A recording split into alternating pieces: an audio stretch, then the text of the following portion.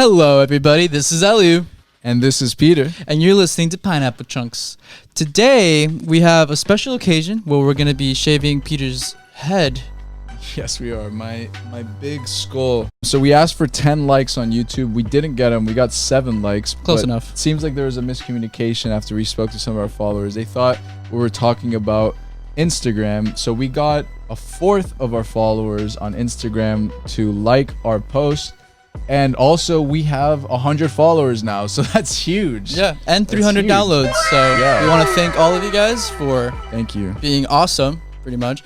And I'm so grateful for everybody who's followed us in the past and believed in what we've had to say. We do our best to deliver you the news that will make you relevant in the networking events, etc.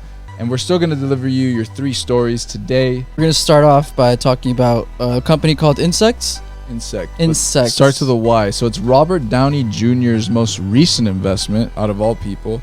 And he's investing in protein, insect protein for fish farming. For fish farming. And eventually livestock. But just before we get into the next 2 stories that we're going to be talking about, I want to have Heriberto start off with shaving the front part of my head. So let's get that going. Let's see how exciting that looks. You think this is a good shot for right now? Yeah, let's do it. Fucking yeah. Alright guys, so thank you so much to subscribing and liking the videos. I hope you watch more of the content. I'm gonna stay still, and Heriberto's just getting through the top part of my head right there. So that alright, be a little gentler there, buddy. So they're right there. So don't forget to like and subscribe to the video. 20 likes will shave Eliu's head. At the end of the day, we want you to like the video. We need it for the algorithm. We're new to YouTube, and we want you to like the podcast and be into financial news. But just before that, how about let's talk about this insect making the world's most expensive bug farm. So it's basically this massive bug colony full of, I think, a specific type of worm. I forget what type of worm, but they're basically extracting the protein from these worms to create feed for farmed fish to make them bulkier, more nutritious, and overall be more sustainable. Worldwide, the industry of fish farming feed, for example, is 44 million tons per year.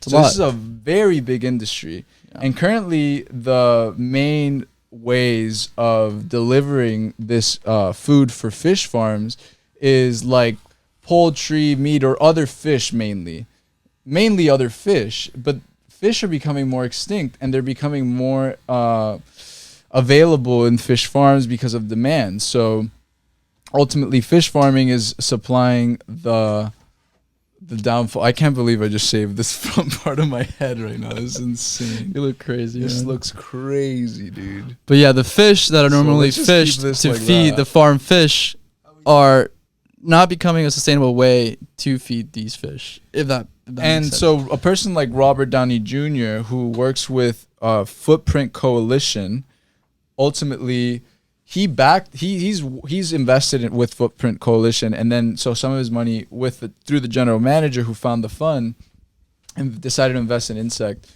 and ultimately now Robert Downey Jr. is benefiting from those returns. And they have a substantial amount of orders. Companies have already committed $105 million worth of contracts. So that's accounts receivables coming to the companies. So that in and of itself is a great sign for any investor, any early stage angel investor. And that's why we actually picked this company to look at, because of the fact that it is one of those early stage investments that is less risky.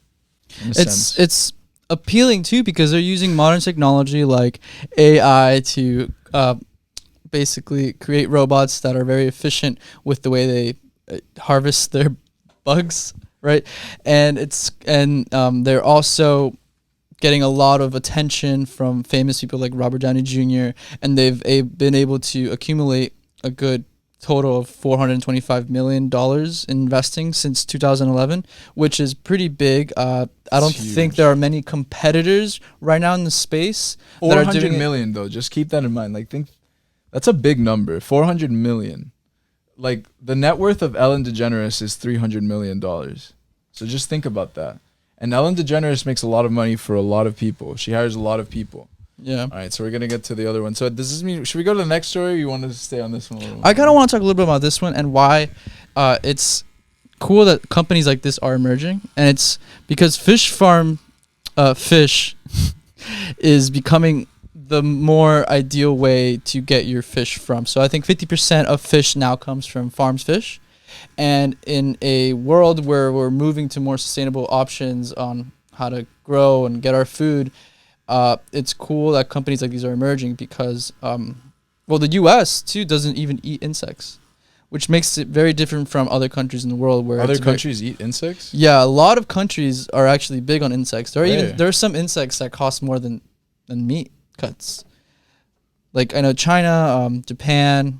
A lot of Wait, real quick, let's watch a video on this company. Let me just pull up insect.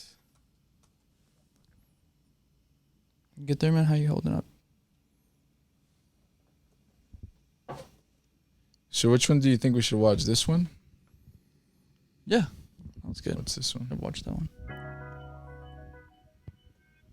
Insect is an innovative company specialized in the farming and processing of insects at a large scale to get proteins, lipids, chitin, and other compounds for the nutrition and green chemistry. It's a lot of words. Oh my With gosh. cutting-edge R&D, Queasy. patented So as you can technology, see, it's and multidisciplinary a full-fledged teams, operation Insect was here founded at on the delivery placing Uh-oh. insects the at the insect first farming of the agri-food for system fishes. to sustainably address the world global increasing demand of meat and fish.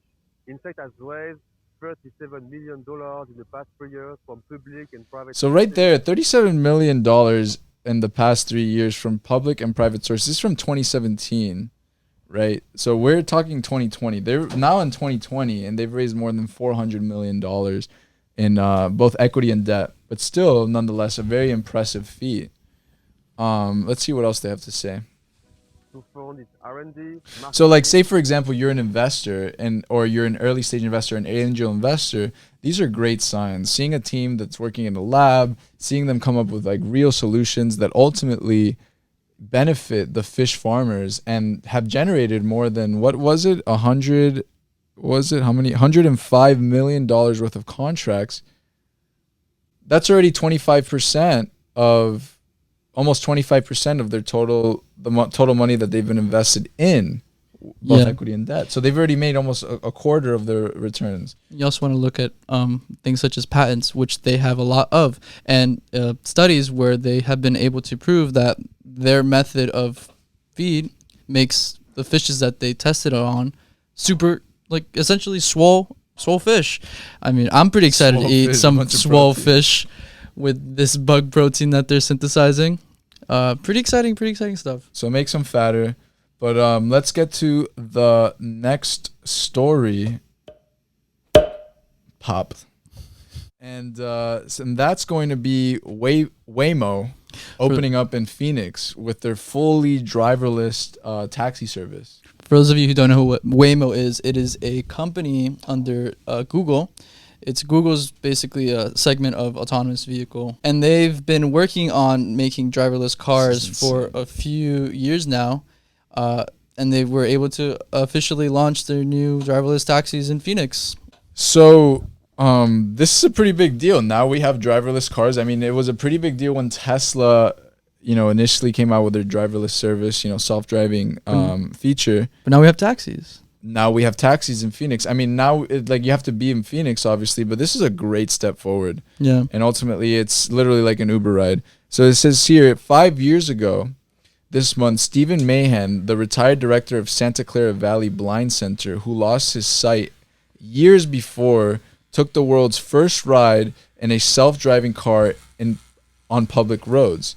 This little car called Firefly had a top speed of 25 miles per hour and used a combination of LiDAR, radar, cameras, and massive onboard computing power to navigate the busy streets of Austin, Texas. And for those of you listening to the podcast and wondering what that buzzing sound is, that is the razor removing hair from the top of my skull. Yeah, it's not a bug problem. And if I sound a little bit distracted, it's because there are a bunch of little razor blades on the top of my skull. Very dangerous stuff. Don't try this at home. Don't try this at home.